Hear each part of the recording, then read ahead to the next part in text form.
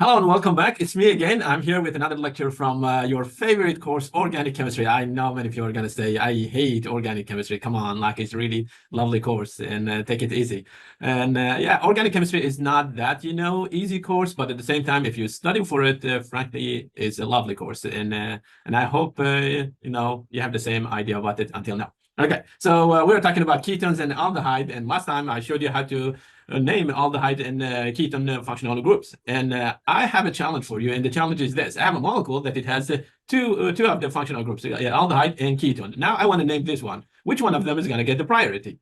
If you deal with such a molecule, or you face such a molecule, treat the ketone as a substituent and just simply use oxo for the ketone and start the labeling from the aldehyde side. So I'm going to say 1, 2, 3, 4, 5, 6. Okay, so I have hexane. That's a main chain. Next thing is that we said that because it's aldehyde, we're supposed to take the E from the end of the name, replace it by a Al. So that one is going to be hexanol. But I have a substituent is sitting on the fourth carbon, so I'm going to say 4, and then I say oxo for the carbonyl, and then I say hexan. I'm supposed to say hexane, and now I'm going to say hexanol. And that's going to fix the problem. So treat the ketone as a substituent and use oxo to say like that you have a carbonyl somewhere on the on the molecule beside the aldehyde group. And Al is going to tell you that your molecule has an aldehyde functional group. Okay.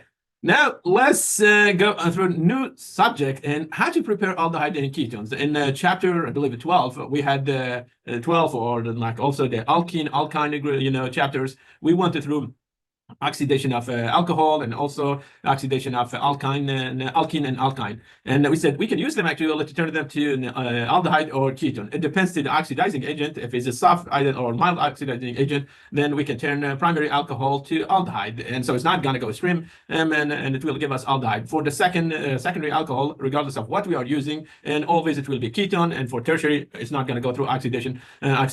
But with the primary, if you go with a strong oxidizing agent, it will turn it to carboxylic acid. Okay, so the key point here, in order to stop it, stop the oxidation of alcohol to aldehyde, we need to use mild oxidizing agent. I'm going to go through some of them. One, like we have Swern, the Desmartin, Tempo. Tempo, you have to be sensitive to the tempo. Tempo, if you go with mild actual situation, you can turn the alcohol to aldehyde. But if we go with a bit extreme condition, then Tempo, which is a radical, it can actually turn it to carboxylic acid. So be careful when you're using the Tempo oxidizing agent. Okay, I'm going to review some of them. And the first one I have is Swern oxidizing agent. And this one, as you see, we have two molecules, and one of the first molecule, it has a primary alcohol, and next one is a tertiary alcohol. We said the tertiary, nothing will happen to it, so stay as it is. I'm going to keep the OH for the tertiary. That's not going to change. But with the primary alcohol, it's going to take the primary alcohol, and it will turn it to aldehyde. Okay, so here I'm going to say this one, it will turn to aldehyde. That means I need to add hydrogen there. Okay, next one, again, I have a tertiary alcohol, and this one is a secondary alcohol. And regardless of what's the oxidizing agent, we said the secondary alcohol because it doesn't have hydrogen, and it has only one hydrogen. Okay, one hydrogen attached to that carbon. It will go through only one step of oxidation. So we get ketone here. That one was aldehyde.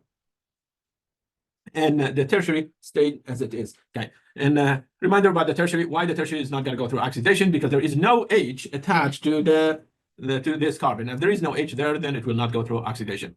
Okay. And okay, so the Swern oxidizing agent is a mild oxidizing agent, and it will turn primary alcohol to aldehyde and the secondary alcohol to ketone, and the tertiary stay as it is, or it's not going to go through oxidation technically. No reaction for the tertiary. Now the PCC oxidizing agent, how do we get this mild oxidizing agent? And I want to remind you about this. We have H2Cr2O7, and this is this one. It can be really, really strong oxidizing agent, dichromate, or or you can go with a chromic acid and say like another version of it. If you see this one, CrO3, that's also strong oxidizing agent. Now, if you take those and combine them with pyridine, then you will get PCC or pyridinium chlorochromate oxidizing agent, which is a mild oxidizing agent, and it will take the primary and it will turn it to aldehyde, and it's going to stop there. And the secondary, it will turn to ketone. and the tertiary, no reaction. Okay.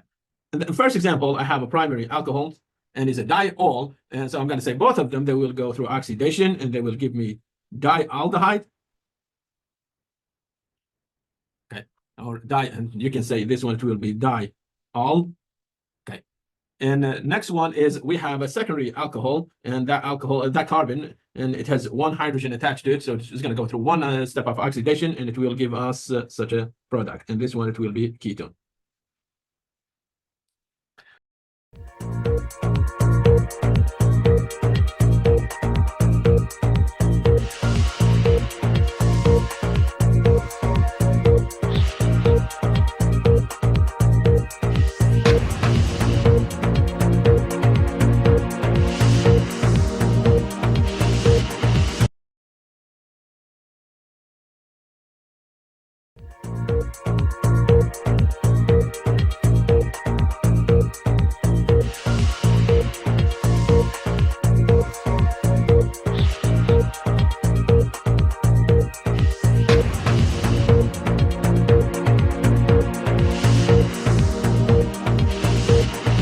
And so until now, we reviewed two oxidizing agents, and two of them, they were soft or mild oxidizing agent. One was the Swern oxidizing agent, and next one was the PCC oxidizing agent, and we get the aldehyde.